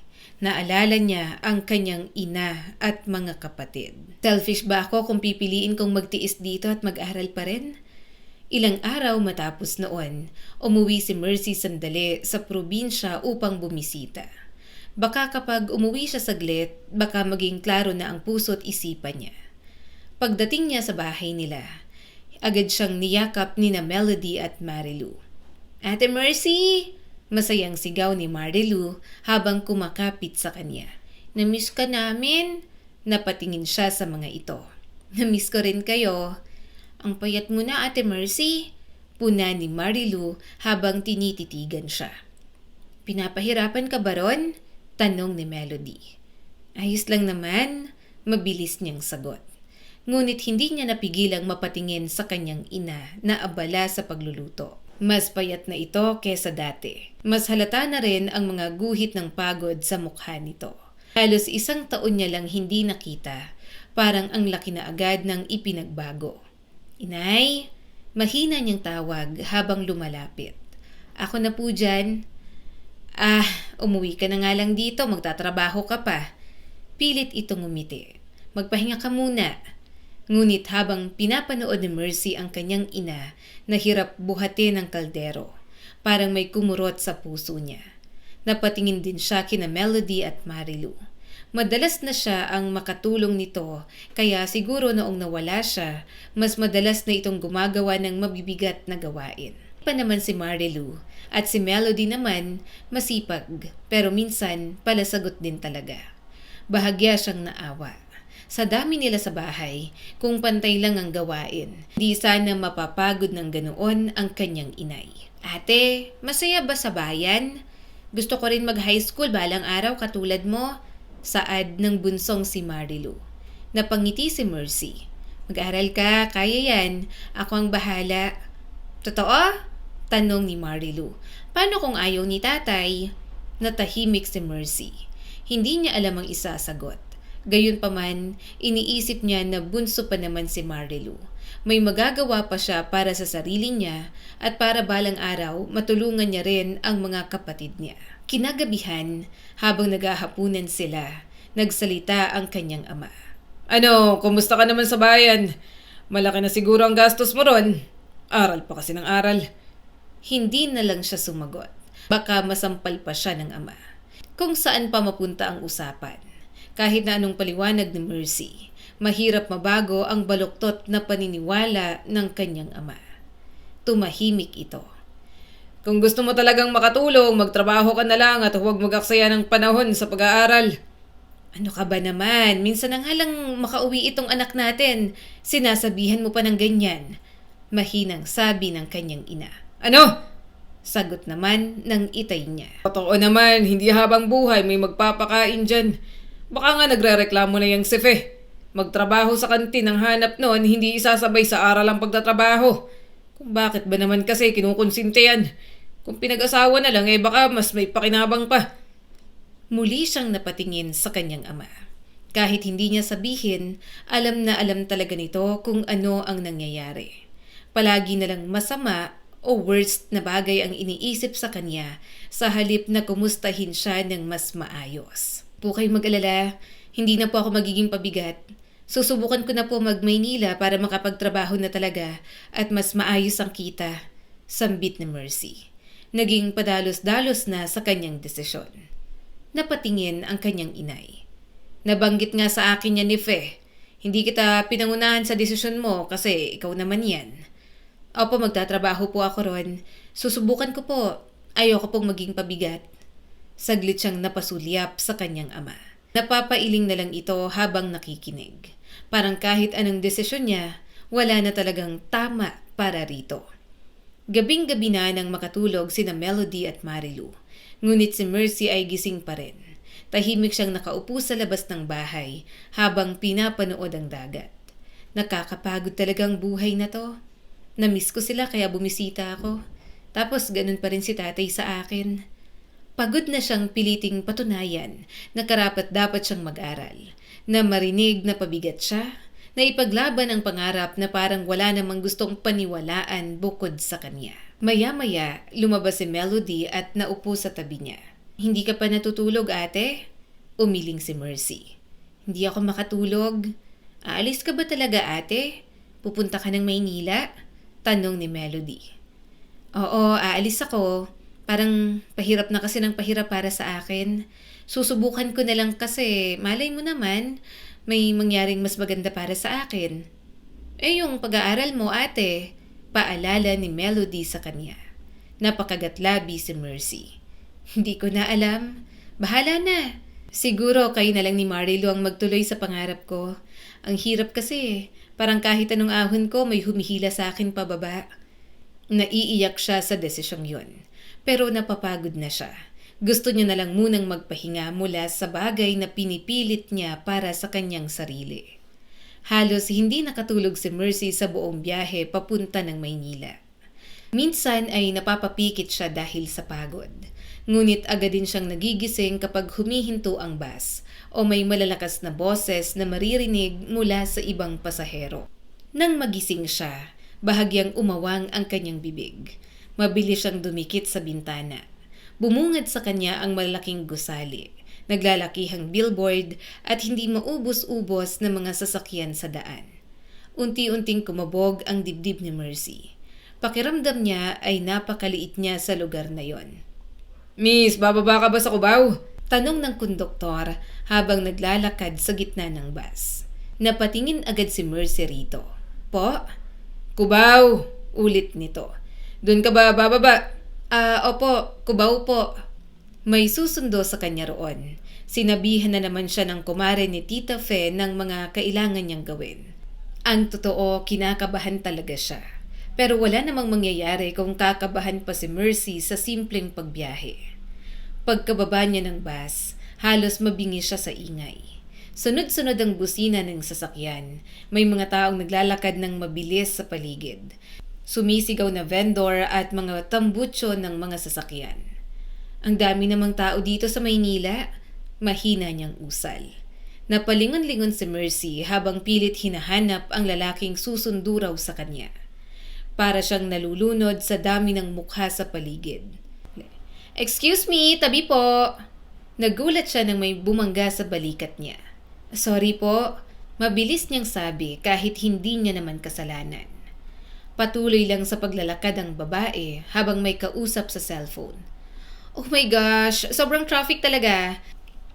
I'm literally late already. Napakurap si Mercy nang marinig yon. Hindi niya halos maintindihan ang kalahati ng sinabi nito. Maya-maya pa'y may lumapit na lalaki sa kanya. Ikaw ba si Mercy? Yung narekomenda ni Hilda? Tumango siya kaagad. Opo, ako nga po si Mercy. Mercy Abad po. Ako si Benny, driver nila Sir Lim. Kinuha nito ang kanyang bag. Halika na, hinihintay ka na nila. Tahimik siyang sumunod habang pilit na iniintindi ang paligid. Habang nakasakay sa sasakyan, hindi niya mapigilang tumingin sa labas ng bintana. First time mo sa Manila? Tanong ng driver. Bahagya siyang nahiya at umayos ng upo. Opo, first time po. Masasanay ka rin. Natawa ito ng kaunti. Nakakalula talaga sa umpisa, lalo na kung galing kang probinsya. Tahimik na lang siyang umiti. Pagdating nila sa bahay ng pamilya Lim, halos hindi siya makagalaw nang makita yon. Malaki ang gate at 2 palapag ang bahay. Makintab ang sahig na parang ayaw niyang tapakan dahil baka madumihan. Pasok ka, sabi ng driver. Agad siyang tumango habang bitbit ang bag. Pagpasok ni Mercy, lalo siyang natigilan. May malamig na hangin mula sa aircon. Namamangha siya sa itsura kahit sa sala pa lang. Halatang mga mayayaman ang nakatira. Maya-maya'y bumaba mula sa hagdan ang isang babaeng incheck na nasa mga 40s na. You are Mercy? Tanong nito habang nakangiti. Tumango naman siya kaagad. Apo, I'm Mrs. Lim. Lumapit ito sa kanya. You hungry? Napakurap si Mercy. Hindi niya naintindihan agad. Po? Natawa ng mahina ang babae. Kumain ka na ba? Hindi pa po. Okay. Tumawag ito papunta sa kusina. Layla, prepare food for Mercy. Nagulat si Mercy. Hindi niya inaasahang aalokin siya agad ng pagkain. Hindi na po kailangan? Bakit naman hindi kailangan? Ngumiti si Mrs. Lim. Mahabang biyahe mo, for sure pagod ka. Tahimik siyang napasunod sa kusina habang magulo ang isip niya. Iniisip niya kung bakit parang ang bait-bait ng kanyang amo. Hindi siya sanay sa ganoon. Sa kantin ng tiyahin niya, madalas siyang mapagsabihan kapag nadadagdagan siya ng kain. Sa bahay nila, palaging kailangan unahin ang iba bago siya. "Sit down," sabi ni Mrs. Lim habang itinuturo ang mesa. Nahihiya siyang umupo. Maya-maya may inilapag na mainit na pagkain sa harap niya. "Kumain ka na," sabi pa ng amo niyang babae. Hindi niya alam kung bakit gusto niyang umiyak bigla. Opo, salamat po." Pagkatapos niyang kumain, ipinakita sa kanya ni Mrs. Lim ang magiging trabaho niya. "Simple lang," sabi nito habang naglalakad sila sa bahay. "Tulong ka sa linis, laba, minsan bantay sa aking bunsong anak. If pagod ka, sabihin mo lang kasi pwede kang magpahinga. Mag-usap na lang kayo ng isa pang kasambahay na si Leila para hati kayo sa mga gawain." Kinagabihan, habang nag-aayos siya ng mga pinggan sa kusina, may maliit na batang lumapit sa kanya. "Ikaw sinyo, ate?" tanong nito habang nakasilip sa kanya. Napangiti si Mercy ng bahagya. Oo, ako si Ethan." Ngumiti ang bata sa kanya. "Marunong ka magluto? Can you cook hotdog?" Napatawa siya ng mahina. "Oo, kaso sinabihan akong bawal ka raw kumain ng hotdogs." Agad na napabusangot ang bata bago tumakbo papalayo. Tahimik siyang napatingin dito habang unti-unting may mainit na pakiramdam na kumakalat sa dibdib niya. Hindi alam ni Mercy kung bakit parang magaan ang paligid doon. Hindi katulad sa bahay ng tiyahin niya na palagi siyang kinakabahan. Hindi katulad sa bahay nila na kailangan lagi siyang maingat sa kilos at salita. "Good morning!" bati ni Mrs. Lim nang makita siya sa kusina. "Ang aga mo naman, naunahan mo pa si Leila gumising." "Good morning po, sanay na lang po talaga ako, ma'am. Saka mas marami po ako magagawa at madaling natatapos kapag mas maaga po ako nagsisimula." Kinagabihan, habang nakahiga siya sa maliit ngunit malinis na kwarto na ibinigay sa kanya, tahimik siyang nakatitig sa kisame. "Ang bait ng mga tao rito, pinapasweldo naman nila ako, pero kapag may maganda akong trabahong ginawa, marunong silang mag-thank you." Napangiti ng malawak sa Mercy. Pakiramdam niya na sa gaspang ng ugali ng mga taong nakapaligid sa kanya. Kahit simpleng kabaitan, tinitreasure niya na parang ginto. Lumipas ang mga buwan sa bahay ng pamilya Lim at unti-unting nasanay si Mercy sa buhay sa Maynila. Nasanay na siya sa malalakas na busina sa umaga kapag namamalengke. Nasasanay na siya sa halo-halong Tagalog, English at Mandarin ng mga tao sa paligid. Nasasanay na rin siya sa mga matataas na gusaling dati ay nakakatakot tingnan.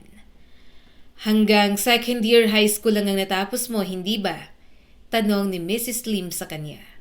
Tumango naman siya. "Opo." "Gusto mo bang mag-aral ulit? Pwede ka naming pag-aralin. Sayang, mukhang matalino ka naman." Masaya siya sa offer na yon, pero katulad ng mga bagay na dumarating sa kanyang buhay, kailangan niya pa rin pumili ng mas matimbang. "Parang hindi po kaya kung mag-aaral po ako kasi may sinusuportahan talaga akong mga kapatid sa probinsya. Wala po silang ibang aasahan kundi ako." Isang gabi matapos maghapunan, tahimik siyang nakaupo sa maliit niyang kwarto habang nakalatag sa kama ang sahod niyang bagong kuha niya pa lang. Iniisip niya pa rin ang offer ni Mrs. Lim. Tahimik niyang kinakalkula ang lahat sa sahod niya habang nakakunot noo. Paano kaya kung bumalik siya sa pag-aaral? Hindi pa naman siguro huli ang lahat gaya ng sabi ni Mrs. Lim. Maaari pa rin naman siguro na mag-aral ulit. Habang nagsusulat siya, unti-unting bumilis ang tibok ng puso ni Mercy. Mukhang kaya naman. Kaya lang may mas mahalaga siyang dapat isipin. Kailangan niyang magpadala sa kanyang ina. Nangako siya na siya ang magpapaaral kina Melody at Marilu. Alam niya namang walang matatanggap na suporta ang mga ito mula sa kanilang ama. Kailangan tumulong si Mercy sa kanilang mga kailangan sa bahay. Tumigil ang kanyang kamay. "Kapag nag-aral ako ulit, halos lahat ng pera ko mapupunta lang sa sarili ko. hindi rin ako makakapagtrabaho ng maayos. Tumigil ang kamay niya. Kapag nag-aral ako ulit, halos lahat ng pera ko mapupunta lang sa sarili ko. Hindi rin ako makakapagtrabaho ng maayos. Napapikit siya ng mariin. Biglang sumiksik sa isip ni Mercy ang mukha ng kanyang ina na payat, pagod at laging puyat. At biglang nakaramdam si Mercy ng matinding hiya kahit hindi naman dapat. Paano niya maiisip na gastusin ang pera para sa sarili niya habang hirap na hirap ang kanyang pamilya sa probinsya? Napayuko na lang siya. Kinabukasan, umalis si Mercy para magpadala ng pera at ipadala ang kanyang sulat. Pilit na lang niyang pinasaya ang sarili sa pagkain sa labas. Okay lang na hindi siya makapag-aral ulit. Ang mahalaga, makatulong siya sa kanyang mga kapatid at sa kanyang inay. Unti-unti, naging pamilyar kay Mercy ang buhay sa Maynila. Hindi na siya gaanong natatakot sumakay ng jeep kapag inuutusan siyang bumili ng kung ano. Natuto na rin siyang tumawid sa mataong kalsada nang hindi masyadong natataranta. At habang lumilipas ang mga buwan, mas lalo siyang naging mabilis sa trabaho. Hindi na siya nalilito sa mga utos ni Mrs. Lim. Hindi na rin siya kinakabahan kapag may bisitang dumarating sa bahay. Ang bilis mo ng kumilos Biro ng driver na si Mang Benny. Minsang nadatnan siyang may hawak na tray ng pagkain habang nagpupunas pa ng mesa. Parang 3 na yata ang kamay mo. Napatawa ng mahina si Mercy. Sanay na po sa maraming gawain. Hindi ka ba napapagod? Tumango si Mercy. Ayos lang po. Napailing si Benny. Ikaw talaga, lagi mong sagot ayos lang. Pero pwede namang magpahinga kapag pagod na. Isang umaga, habang naghahanda siya ng almusal, tinawag siya ni Mrs. Lim mula sa sala. Mercy? Sabi nito habang may hawak na papel. Pwede ka sumama mamaya sa store. Need help lang magbantay? Apo. At mula noon, paminsan-minsan na siyang isinasama ng pamilya Lim sa maliit na tindahan ng mga ito na school at office supplies. Doon natuto si Mercy ng mas maraming bagay. Paano makipag-usap sa customer at mag-ayos ng paninda. At dahil madalas marinig ang pag-uusap ng pamilya Lim sa Mandarin, unti-unti rin siyang natutong makaunawa ng ilang salita. May mga araw na nangungulila siya sa kanyang pamilya. Kaya tuwing may dumarating na liham, sobrang tuwa agad niya. Ate Mercy, kumusta ka na dyan? Sana hindi ka masyadong napapagod sa trabaho mo. Lagi ka naming pinagdarasal ni Inay gabi-gabi bago matulog. Sinasabi namin kay Lord na sana lagi kanyang ingatan dahil ikaw lang ang laging nag-aalaga sa amin kahit malayo ka. Masaya si Marilu nitong mga nakaraang araw kasi mataas daw ang score niya sa math. Top 3 siya sa klase nila. Halos hindi na nga siya mapakali pag uuwi niya galing school kasi paulit-ulit niyang kinikwento kay Inay. Sabi niya, gusto ka raw niyang pasayahin para hindi masayang ang pagpapakahirap mo dyan sa Maynila. Ako rin, ate, mas lalo kong ginagalingan sa school. Marunong na akong gumawa ng project namin nang ako lang. Naalala ko dati, ikaw pang gumagawa ng assignments ko kapag hirap na hirap ako. Ngayon, sinusubukan kong matuto para hindi ka na masyadong mag-alala sa amin. Si Inay medyo mahina at tuloy-tuloy ang pamamayat. Sana sa susunod na sahod mo ate, mapacheck up na natin ang Inay. Si tatay nagalit na naman kanina, medyo lasing. Maaga siyang umuwi, pagkatapos nakita niya yung mga notebook namin na nakapatong sa mesa. Nagsimula na naman siyang magsalita ng kung ano-ano. Sabi niya sayang lang daw ang pera sa pagpapaaral sa amin kasi babae rin naman daw kami. Sabi niya hindi naman daw kami magiging importante paglaki namin dahil mag-aasawa lang din naman daw kami balang araw. Nakakaiyak talaga ang mga sinabi ni tatay ate. Parang hindi niya tayo mga anak. Yung mga anak niya lang, sina kuya. Pero hindi na kami nakinig ni Marilu. Nag-aaral pa rin kami pagkatapos. Tinapos pa rin namin yung assignments namin kahit paulit-ulit siya nagsasalita sa sala. Ayaw naming masayang lahat ng sakripisyo mo para sa amin, Ate Mercy. Sabi rin niya mas mabuti pa raw kung magtrabaho na lang kami pagtanda kaysa mag-aral ng matagal. Pero ayoko ate, Gusto kong makatapos. Gusto kong magkaroon ng trabaho para matulungan ka rin balang araw. Ayokong habang buhay, ikaw na lang ang nagpapakahirap. Minsan naawa na ako sa'yo. Alam kong pagod ka na rin siguro dyan, pero hindi mo lang sinasabi sa amin. Naiisip ko minsan kung nakakakain ka ba ng tama o kung sapat bang mga tulog mo. Kapag gabi kasi, naiisip ko yung mga kwento mo dati tungkol sa trabaho mo. Tapos naiiyak ako kasi ang layo mo sa amin. Pasensya ka na kung minsan nadadagdagan ng gastos mo sa amin. Pasensya na rin kung hindi kami makakatulong agad sa'yo. Alam kong mahal ang mga gamit sa school at madalas pa kaming may ambagan. Nahihiya na nga ako minsan magsabi kay inay kapag may kailangan kami. Kasi alam kong ikaw na naman ang iisipin nila. Pero ate, nangangako ako sa'yo, hindi masasayang lahat ng paghihirap mo. Magtatapos kami ni Marilu. Kaaral kami ng mabuti para balang araw, hindi mo na kailangan magtrabaho ng sobra. Gusto kong dumating yung panahon na ikaw naman ang magpapahinga. Mahal na mahal ka namin, Ate Mercy. Mag-ingat ka lagi dyan. Huwag ka masyadong magpapalipas ng gutom. Sana makauwi ka rito kahit saglit lang kapag may pagkakataon. Miss na miss ka na namin. Mahal ka namin palagi. Nagmamahal, Melody. Agad siyang naluha pagkatapos mabasa yon. Nanghihinayang si Mercy sa mga bagay na pinakawalan niya. Pero dahil sa kanyang mga kapatid, nawawalang lahat ng yon. Ilang taon ding hindi nakauwi si Mercy sa probinsya. Minsan naman ay ayaw niyang mawala ng kita dahil kailangan ng padala sa bahay. At minsan pinipili na lang niyang manatili sa Maynila dahil mas madaling tiisin ang lungkot kaysa makita mismo kung gaano kahirap ang buhay nila roon. Ngunit nang dumating ang kaarawan ni Marilu, si Mrs. Lim na mismo ang nagsabi sa kanya na umuwi muna sandali. "You should visit your family," sabi nito habang inaayos ang listahan ng paninda sa tindahan. "Matagal ka nang hindi nakakauwi. Nakakahiya po kasi umalis." "Mercy?" Napangiti ito ng bahagya. "Family mo pa rin sila. Sina, umuwi ka muna sa inyo. Don't worry, dodoblehin ko ang sahod mo this month para may panggastos ka kapag umuwi ka." Napangiti na lang siya. "Salamat po." Kaya habang nasa biyahe siya pauwi, halos hindi mapakali ang puso niya sa pananabik. Paulit-ulit niyang iniisip sina Melody at Marilu, pati na rin ang kanyang inay. Iniisip niyang baka mas matangkad na ang mga ito sa kanya.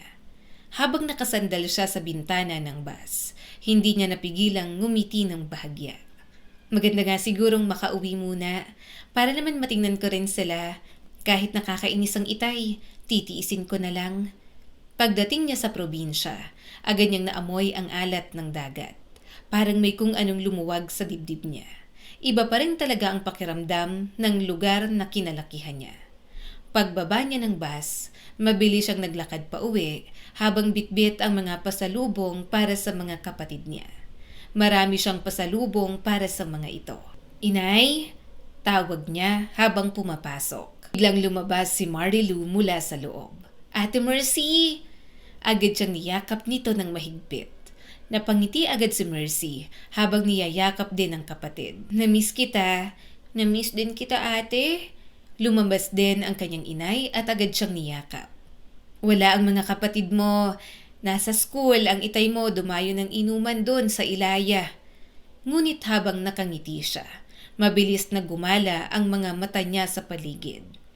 "Si Melody po, nasaan?" Biglang natigilan si Marilu. Unti-unting nawala ang ngiti nito. Agad na kinabahan si Mercy. "Nasaan po si Melody?" ulit niya. "Anak," mahina nitong sabi. Umalis na kasi siya. Hindi agad niya naintindihan. "Po?" "Sumama siya sa boyfriend niya." Umawang ang kanyang bibig. Ano pong ibig sabihin nun? Hindi na siya nag-aaral? Tumango ang kanyang ina. Parang may mabigat na bagay na bumagsak sa dibdib ni Mercy. Hindi siya agad nakapagsalita. "Kailan pa po?" tanong niya rito. "Bakit hindi niyo po sinabi agad sa akin?" "3 buwan na." Napaiyak ang kanyang ina. "Nahihiya kami. Alam kong umaasa ka kay Melody pero ganon ang ginawa niya." Biglang kumirot ang kanyang dibdib. Nagtatrabaho siya ng maigi sa Maynila para lang mapag-aral ang mga kapatid niyang babae. Ganun lang pala matatapos ang lahat. Maya-maya'y narinig niya ang pagbukas ng pinto. Pumasok ang kanyang ama na amoy alak. Pagkakita kay Mercy, bahagya itong ngumisi. Oh, umuwi ka pala. Ang nagmamagaling kong anak, naalala pang umuwi rito. Tahimik lang siyang tumingin sa ama. At nakita mo na. Dagdag nito habang umuupo. Tama naman pala ako noon pa. Sabi na nga mag-aasawa lang kayo, mga wala kayong kwenta. Kung mas sinusuportahan mo mga kuya mo, di mas okay pa yon. Parang may malamig na kutsilyong tumarak sa dibdib niya. Kaya mo na yan, Itay. Naniniwala ka sa kanila, hindi ba? Ikaw na po ang magpaaral. Dinuro siya ng kanyang ama. Ba't sumasagot ka? Bastos ka. Ano bang nangyari? Babae rin namang mahina yung pinag-aral mo. Sumama rin sa lalaki. Napahigpit ang kamao ni Mercy. Hindi ibig sabihin noon tama pa rin kayo sa mga katwiran ninyo. Umawak sa kanya ang kanyang inay. Pinipigilan siyang sumagot-sagot sa ama. Pero walang pakialam si Mercy. Sasabihin niya ang gusto niyang sabihin. Nagsasalta na rin naman siya ng pera sa pamamahay na yun, kaya may boses na rin siya dapat. Aba, tingnan mo nga naman. Napatawa ito ng mapait. Ilang taon ka nang nagpapadala ng pera. Para saan? Sinayang lang din. Lumapit ang kanyang ina sa asawa nito. Pumunta ka na nga ron. Magpahinga ka na. Lasing ka na naman. Huwag mong awayin sa Mercy. Kakauwi nga lang. Kinagabihan, matapos matulog ang lahat, tahimik na lumabas si Mercy ng bahay. Naglakad siya papunta sa dalampasigan habang malamig ang hangin ng gabi. Naupo siya sa buhangin habang nakatitig sa madilim na dagat. At doon na tuluyang bumigay ang lahat ng pilit niyang pinipigilan. Tahimik siyang umiyak. Melody naman, bakit mo ginawa to? Kung alam ko lang na magiging ganito ka, sana ako na lang ang tumuloy sa pag-aaral. Nangako ka eh. Naalala niya ang mga gabing halos hindi siya matulog sa Maynila. Naalala niya ang mga pagkakataong tinitiis niyang huwag bumili para sa sarili para lamang may maipadala sa bahay. Bakit? Mahina niyang bulong habang tuloy-tuloy ang luha niya. Bakit parang kahit anong gawin ko hindi sapat? Mahigpit na niyakap ni Mercy ang sarili habang nakayuko. Parang gusto niya nang tumigil, isipin naman niya ang sarili. Tumigil sa paniniwalang may magbabago pa. Ngunit maya-maya, naalala niya si Marilu. Dahan-dahang napatingin si Mercy sa dagat. May Marilu pa. Nangangarap pa siya. Kailangan niya ako. Ayaw niyang mangyari kay Marilu ang nangyari sa kanya. Ayaw niyang dumating ang araw na pati si Marilu ay maniwala na wala itong lugar sa mundo kundi maging asawa lang ng iba. Pagsapit ni Mercy ng 18 anyos, mas lalo siyang naging mahalaga sa pamilya Lim. Hindi na lamang siya simpleng kasambahay sa bahay. Kapag maraming tao sa store, siya na ang inaasahang mag-asikaso ng ibang customer.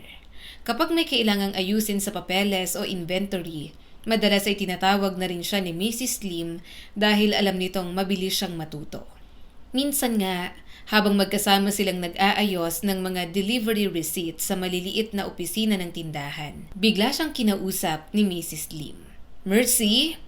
sabi nito habang may sinusulat. "Have you ever worked in a restaurant?" Napatingin siya rito. "Hindi pa po. Mabilis ka kasing matuto." Ngumiti ito ng bahagya. "May friend ako, Chinese restaurant owner. They are looking for staff." Tahimik siyang nakinig. "Mas mataas ang sweldo," dagdag ni Mrs. Lim. "At may chance pang ma-promote." Biglang kumabog ang dibdib ni Mercy. "Talaga po?" Oo." Tiningnan siya nito ng diretso. "I recommended you already." Nanlaki agad ang mga mata niya. "Ma'am, you deserve better opportunities. Saka mas maganda na nakakapag-explore ka pa. Ang bata mo pa. Alam ko at naniniwala ako na marami ka pang magagawa sa buhay mo." Parang may mainit na bagay na kumalat sa dibdib niya. Hindi siya sanay makarinig ng ganoon. Sa buong buhay niya, mas madalas niyang marinig na pabigat siya kaysa karapat-dapat sa mga oportunidad na ibinibigay lang sa ibang tao. Pero hindi po ako tapos mag-aral, sabi niya. And so, kibit balikat ni Mrs. Lim. Hindi lang diploma ang basihan ng sipag. Saka mas kailangan ng friend ko ng skills kaysa pinag-aralan, Mercy. Tahimik siyang napayuko. Hindi niya alam kung bakit gusto niyang umiyak sa simpleng pagtatanggol na yon. Ilang linggo matapos noon, nagsimula si Mercy sa Chinese restaurant na pag-aari ng kaibigan ng pamilya Lim. Mas malaki yon kaysa dati niyang pinagtatrabahuhan. May aircon, may customer na nakapormal, at mga manager na mabilis magsalita. At higit sa lahat, halos lahat ng katrabaho niya nakapagtapos ng high school o kolehiyo. Sa unang araw pa lang, pakiramdam niya'y naiiba siya sa lahat. Hi, ikaw yung na-recommend ni Mrs. Lim? Tanong ng isang babae habang nag-aayos ng buhok sa locker room. Opo. Ako si Karen. Ngumiti ito. College graduate ako, BSHM. Ikaw? Biglang natigilan si Mercy. Second year high school lang po. Bahagyang nagbago ang ekspresyon ng babae bago ngumiti ulit. Pero natanggap ka rito. Iba talaga kapag may backer. Umawang ang bibig niya sa sinabi nito. Napunta siya roon dahil sa koneksyon, pero mas naniniwala si Mercy na pinaghirapan niya rin naman yon, kaya ngayon, nagbubunga na ang lahat. Sa mga sumunod na buwan, naging mabilis ang pagkatuto niya. Mas mabilis siyang kumilos kaysa sa mga katrabaho niyang mga college graduate. Mas ginagamit niya ang common sense at mga natutunan sa ilang taong pagtatrabaho. Dahil doon, napansin agad siya ng may-ari ng restaurant na si Mr. Wong. Mercy! Sabi nito, minsang abala sila sa lunch rush. Good job today! Thank you po. Tumango si Mr. Wong. You're good. Tama nga ang kaibigan ko. Maaasahan ka. Mula noon, mas madalas na siyang pagkatiwalaan sa mas mabibigat na gawain. Pinapahawak sa cashier minsan. At hindi nagtagal, inalok siyang ma-promote bilang junior supervisor. Congratulations! Masayang sabi ni Karen isang gabi habang nagbibihis sila pa uwi. Ang bilis mo naman ma-promote. Kahit second year high school lang natapos mo, na-promote ka pa rin. Nahihiya siyang umiti. Hindi ko nga po inaasahan. Favorite ka kasi ng boss. Napatigil siya.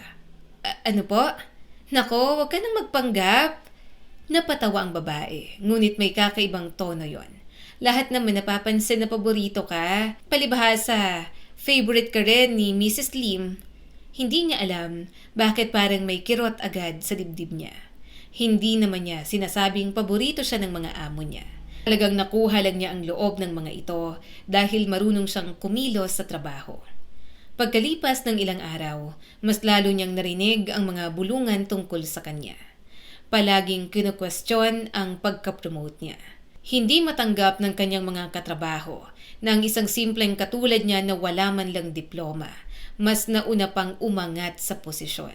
Minsan, habang nag-aayos siya ng report sa pantry, narinig niya ang dalawang staff na nag-uusap. Kung ako rin may padrino, madali buhay. Oo nga. Tayo hirap na hirap sa college, tapos Biglang nanlamig ang mga kamay ni Mercy. Tahimik siyang yumuko at nagkunwaring walang narinig. Ngunit buong araw, paulit-ulit sa isip niya ang salita ng mga ito. Hindi naman siya graduate. Tama naman ang mga ito. At habang tumatagal, mas lalo ring lumalaki ang responsibilidad niya sa restaurant. At doon nagsimulang mabasag ang maliit na kumpiyansang unti-unti sana niyang binubuo. Isang umaga, pinatawag siya ng manager sa meeting room. Mercy, dadalo ka sa client meeting mamaya. Biglang kumabog ang dibdib niya. Po? You're supervisor now. Kailangan masanay ka na. Napahigpit ang hawak niya sa folder. Opo. Ngunit habang papalapit ang meeting, pakiramdam niya ay unti-unti siyang hinihigop ng kaba. Pagpasok niya sa conference room, agad siyang natigilan. Puro English. Mabilis magsalita ang mga ito. Mga reports at presentations na hindi niya pa gaanong alam. May mga salitang hindi niya maintindihan. Mercy? Tawag ng manager na medyo natatawa sa sitwasyon niya. Can you explain yesterday's inventory discrepancy? Bahagyang natuyo ang lalamunan niya. Ma'am, lahat ng mata nakatingin sa kanya. At sa sandaling yon, pakiramdam niya, bumalik siya sa pagiging maliit na batang takot magsalita. I think, nanginginig ang kanyang boses. Maybe delivery problem po. Bahagyang nagkatinginan ang ilang tao sa paligid. May naririnig siyang mahinang tawa at doon na tuluyang nanghina ang loob niya. Pagkatapos ng meeting, mabilis siyang nagtungo sa restroom at doon tahimik na napaiyak.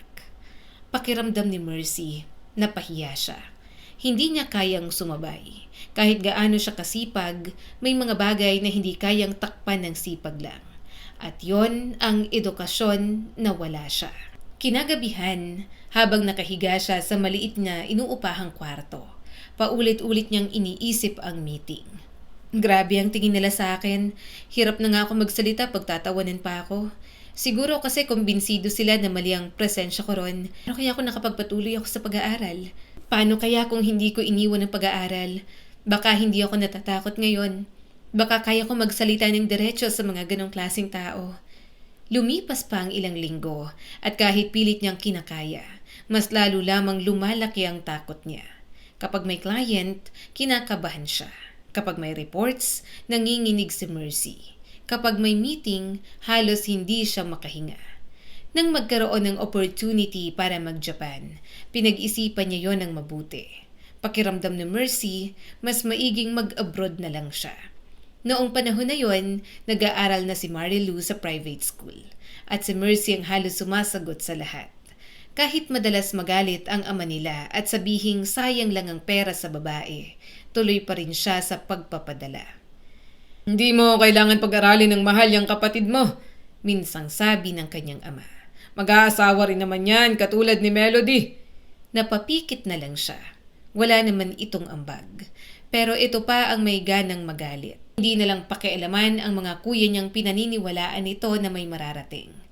Pero hanggang sa sandaling yon, wala pa namang napapatunayan. Gusto niya rin suportahan ng iba niyang kapatid, pero parang wala namang mangyayari. Yung isang kuya niya may asawa na at hindi tinuloy ang pag-aaral. Yung isa bulakbol at yung isa naman nag-aaral pero balik-aral palagi. Kaya hindi niya maintindihan ang kanyang ama kung bakit patuloy pa rin itong minamaliit sila ni Marilu. Sa kabila ng nangyari sa mga lalaki nitong anak na wala pang nararating. Anak, ikaw na ang magsabit ng medalya sa kapatid mo, saad ng kanyang inay. Ikaw ang naniwala at naghirap kaya sige na, ikaw ang umakyat kasama niya. Napangiti na lang si Mercy at marahang tumango. Nang umakyat sila ni Marilu sa stage, hindi niya napigilang maluha. Ang galing mo talaga. Napangiti rin si Marilu. Salamat ate. Salamat sa lahat. Hindi pa rin nagbabago ang baluktot na isip ng kanilang ama. Gayunpaman, palagi niyang papatunayan na may maibubuga sila at mararating kahit mga babae lang sila. Ang kwentong ito ay nagpapaalala sa atin na hindi dapat natin minamaliit ang kakayahan ng isang babaeng kayang mangarap. Bawat isa sa atin ay marami pang kayang gawin, kaya wag sana natin ikadena sa paniniwalang maaring mabali anumang oras. Kung nagustuhan nyo ang part 1 ng kwento ni Mercy, abangan at sabay-sabay nating pakinggan ang part 2 bukas.